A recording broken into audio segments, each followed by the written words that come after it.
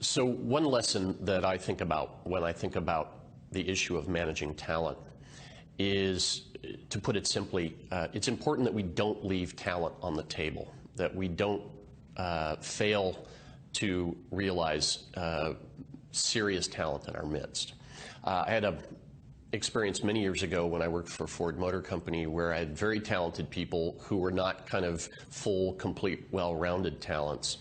And unfortunately, we had trouble hiring those people because they often didn't do well in job interviews, but they could be brilliant technical staff. And in that instance, we left talent on the table by not hiring them, by not making them a part of our company for a longer time. This message came home to me many years later. Fast forward, I was working on a Harvard Business School case about a company in Denmark called Specialisterne. That means the specialists in Danish. And what's interesting about this company, which its business is mostly software testing. What's interesting in particular about this company, though, is that 75% of their staff have some form of autism, that they've been diagnosed with autism, and most of the people who work for this company were previously considered unemployable. And what Specialisterne was able to do is take a task, software testing, that would make most of us crazy because it's very repetitive, it's very detailed, and most of us can't devote sufficient attention to it. But this turns out to be perfectly suited to the abilities of people with autism. And so we take a group of people who were unemployable and make them the best software testers in the world. And there's something quite brilliant in that.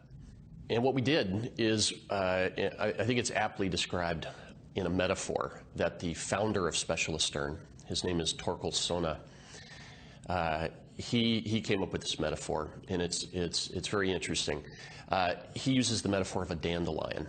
Now, everybody knows the dandelion. It's that yellow flower that gets into your lawn and you can't extract it. It's a weed.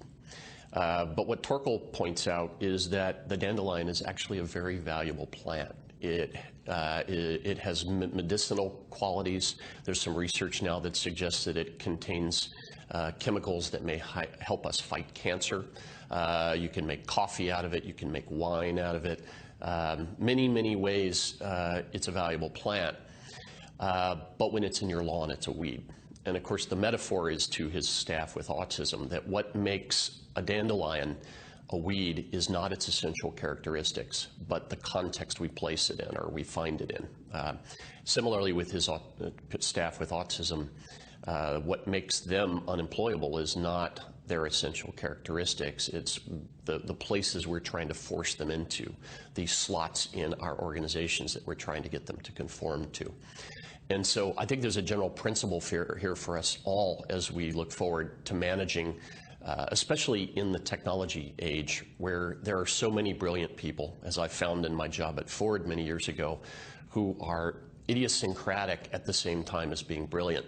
Their talents are not well-rounded, and so we have to find space for those people. We have to be good at harvesting their talents, keeping in mind the metaphor of the dandelion.